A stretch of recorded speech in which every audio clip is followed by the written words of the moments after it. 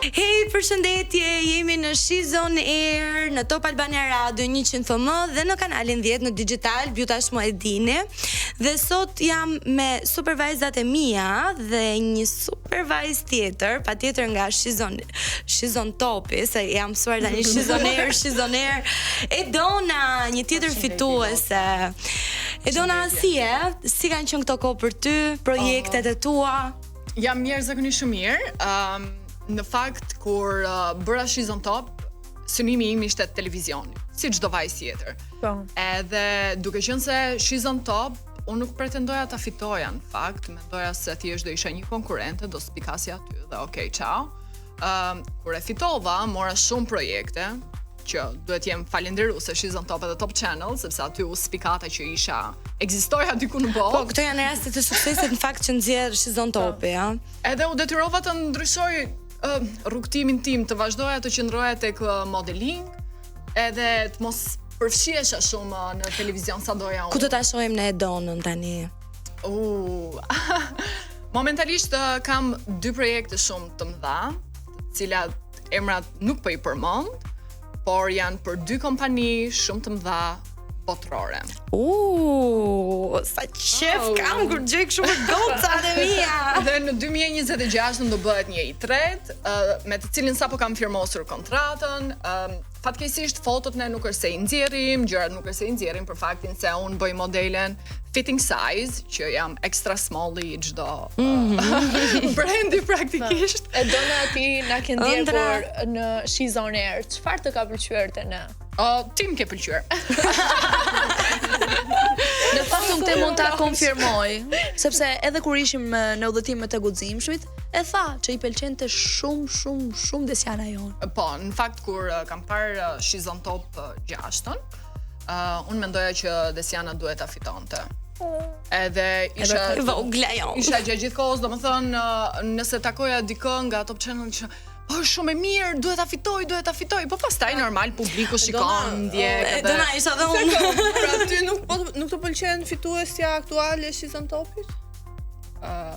Kush është ajo? Ose preferencat tani janë personale, kështu që unë mendoj se ajo është një vajzë shumë simpatike, është një vajzë shumë e mirë, i ka të gjitha të mirat e botës, po në sytë e mi fituese duhet ishte Desiana. Po le të themi që të gjitha vajzat që marrin pjesë në She's on Top janë fituese në shumë e vërtetë. Absolutisht. Nuk njoh një vajzë e cila ka dalë nga She's on Top dhe nuk ka marrë diçka si feedback. Ja, shembulli jam unë. Shembull janë që gjitha vajzat, unë mundem të tregoj nga She's on Top im, të gjitha vajzat kanë marrë një rrugtim shumë të mirë, kanë marrë kanë pasur një hap shumë të madh. Jeta që trampolin shumë e mirë. Duke falenderuar She's on Topin, unë dua t'ju përcjell temën e ditës që është pak me spec. Pra, ishte takim apo audicion? Goca, si mendoni ju? Ka ndodhur ndonjëherë? Janë këto takimet e para, apo takimet e para që të marrin në pyetje. Mua më ka ndodhur. Unë gjithmonë kur bëj një takim për njohje, personi që kam përballë marr shumë në pyetje. Se dua ta di ti ajo që po dhe ndonjëherë kap veten edhe them prit pak Desiana. Desi çaj pyet çuna ti në takim të parë. Si çfarë pyet? Po e pyes për shumë gjëra se dua të di kë kam përballë. Do të di 3 pyetjet e tua, 3 top pyetjet e tua. Çfarë natyrë pyetjesh? Me çfarë merret? Çfarë tipi ka? Ka rrogën apo jo? Po me çfarë merresh aty? Përgjigje rrogës. Me çfarë merret? Pse të intereson me çfarë merret? Po unë dua ta di kë kam përballë, kupton se mund të kemi njëri të keq.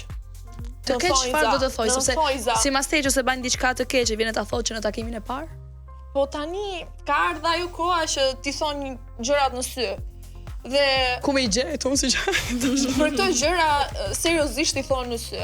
Edhe prandaj gjithmonë matem, po thjesht dua ta di kë kam përballë dhe pyes për shumë gjëra që a ja vlen shumë të dalin takim të dytë apo jo. Vajza, po kur na vjen ajo pyetja ne të paktën që unë e gjykoj shumë të gabuar. Sa herë ke qenë e lidhur? E urrej. Me urrej si pyetje. E urrej, domethënë. Mua nuk më ka ndodhur ndonjëherë kjo pyetje. Sot i madh, mua më ka ndodhur dhe unë e kam shumë inat sepse unë nuk dua ta di se çfarë marrëdhënie ka pasur personi që un kam përballë, më kupton, më përpara apo sa ka pasur apo që më duhet mua, më kupton? Okej, ndoshta mund të më interesoj arsyet se pse janë ndarë në marrëdhëniet që mund të ketë pasur më përpara, sepse në fund të ditës janë problematika që ndoshta ai ka pasur apo ajo i del para problemet. Un pastaj si jam përgjigjur se më pyetën. Jam shumë kurioze. Të them të drejtën, jam shumë e sinqert kur vjen puna tek marrëdhëniet që un kam pasur, dhe them që kam pasur një X lidhje dhe ka përfunduar për X arsye, sepse në fund të ditës është normale, ama mos më pyet o vlla. Unë mendoj që është një gjë super e gabuar kjo pjesë e pyetjeve, sidomos në takimet e para, sepse unë nuk të njoh edhe nuk kam arsye që unë të them të gjitha të vërtetat e mia, sepse nuk të njoh. Unë mendoj se asnjë gocë nuk thot të vërtetën në moment që një mashkull e pyet. Jo, unë të vërtetën e tham, por bezdisem shumë me të thënë të drejtën. Sa herë ke qenë e lidhur? Më fal, çfarë mund të tregoj një vajzë? Ajo mund të ketë qenë edhe 3 herë e lidhur, 4 herë. I bjesha, ajo do thotë 4 herë? Jo, nuk ta thot. Prandaj është budalluku më i madh. Domethënë, desi ti po thua që sa do pyetje të bëjnë në takimet e para, ka edhe gënjeshtra. Normale. Gënje ndonjëherë.